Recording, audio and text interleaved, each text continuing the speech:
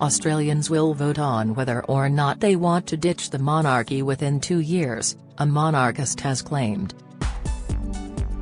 Australia, Antigua and Jamaica are viewed as likely to become republics out of the 14 realms where King Charles III is head of state. Australian Prime Minister Anthony Albanese has already tasked Labour Party MP Matt Thistlethwaite with overseeing Australia's transition to a republic. Experts believe the Australian government might pursue such a proposal in 2 stages, with an initial vote on the principle of whether or not to abolish the monarchy and a second to determine how a new head of state is chosen. Philip Benwell, national chair of the Australian Monarchist League, told Express.co.uk his association is already preparing for a referendum. He said, "We are preparing for a referendum in 2025. We feel the government may go as early as that." But Mr Benwell accused the Australian government of trying to indoctrinate voters in a bid to sway them towards voting for a republic. He claimed Mr Thistlethwaite, who he described as an ardent Republican, is biased.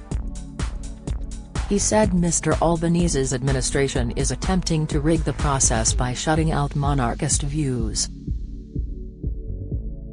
Divisions emerge in Camp Sussex as Prince Harry's vicious piece of work book backfires. Prince Harry's explosive memoir has been described as a vicious piece of work by Niall Gardner, the former aide to Margaret Thatcher.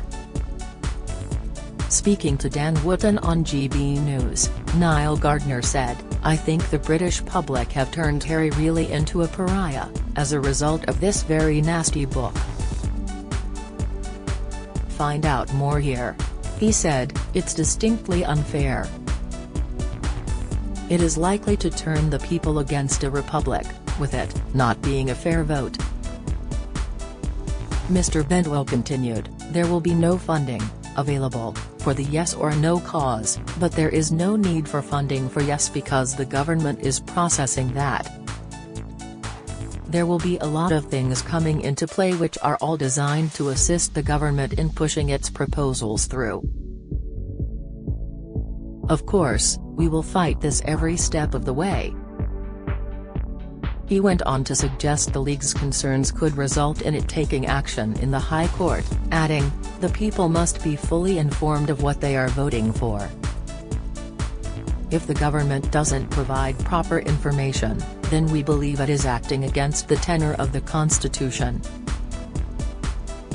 Mr Thistlethwaite and the Australian government were approached for comment.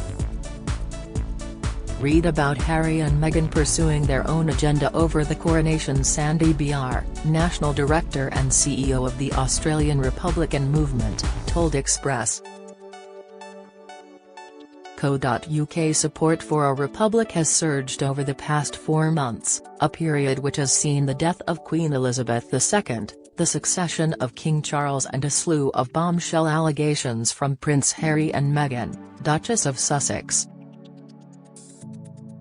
He said, "Thousands of new supporters have signed up to the campaign. Polls show a majority of Australians support a republic, with less than a third opposed."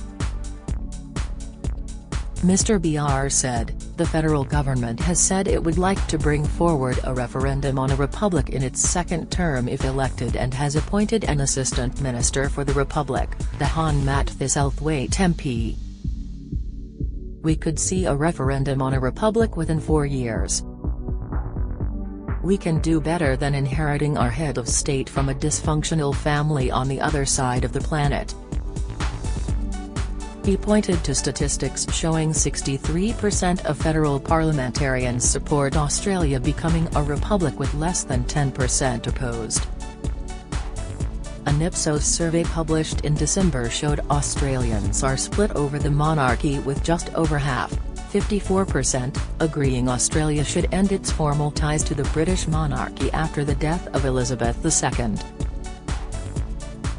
46% disagreed. 6 in 10 of those surveyed believe King Charles and the Windsors should not have any formal role in Australian society, with the royals viewed as nothing more than celebrities. Mr Thistlethwaite told Al Jazeera in November the Australian government would seek a referendum in its second term if it is successful in its plans for a popular vote on a constitutionally enshrined Indigenous voice to Parliament. This is a proposed new advisory group made up of separately elected Aboriginal and Torres Strait Islander people. Mr Albanese has already told Labour MPs and senators he is aiming for a bigger majority as he eyes a second term in 2025. On whether Australians will vote to ditch King Charles, Mr Bendwell said, "We don't know. We are keeping our minds open." Since the 1999 referendum, the demographics of the country have changed. We have several million new Australians that have come to this country. The voice to Parliament will be an indication, but until we have the Republic referendum we won't really know. Dr Bob Morris, Honorary Senior Research Associate at University College London's Constitution Unit, said, "As I understand it, the Australian Parliament would need to legislate for a referendum, and the question that a referendum would put to the electorate on the basis that majorities would, as I understand it, have to be found in all the Australian states. This is not a wholly straightforward matter as shown by the failure of the 1999 referendum. A sizable proportion of the electorate in favour of the change wanted to see popular election of the new head of state, whereas only a system of parliamentary appointment was on offer. In the circumstances, support for the change was split and the referendum failed." Mr Bendwell said Australians like the status quo, adding, "People like the system we have and they like the fact that it's the best known system that has ever been devised to be a check on politicians." He continued, "If we become a republic, we will be just as independent as we are now. We use the king as a guarantor of our constitution. What we stand to lose is a body of power that resides in this country will move from the Crown, which represents the people, to the state, which is controlled by politicians who will be able to influence governments to a greater extent than they can now." Dr Morris said if a majority of Australians were to vote in favour of a republic, it would not in itself trigger similar votes elsewhere, although it could lead to other realms looking into the possibility of change. King Charles and the British government take the view that whether or not to become republics is a matter for the 14 realms. When he was Prince of Wales, Charles visited Barbados as the Caribbean island celebrated the adoption of a president as head of state. In practice, it could be argued that Australia already has almost all the attributes of a republic, with the main issue being whether it should further domesticate its head of state.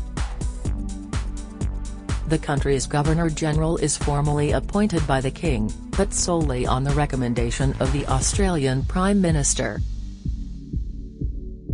Of the three realms tipped as likely to become republics, Antigua and Barbuda could follow Australia's lead, should predictions of a referendum down under in 2 years' time prove correct.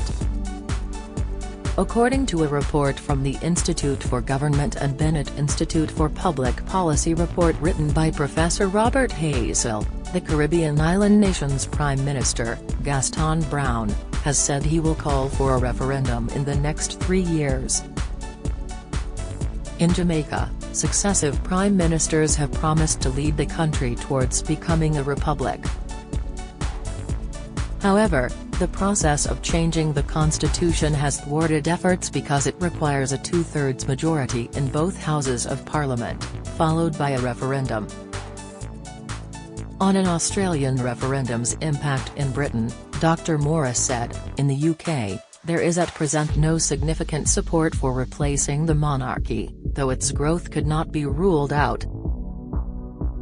After all, It would be a matter for the electorate to decide because we are a democracy.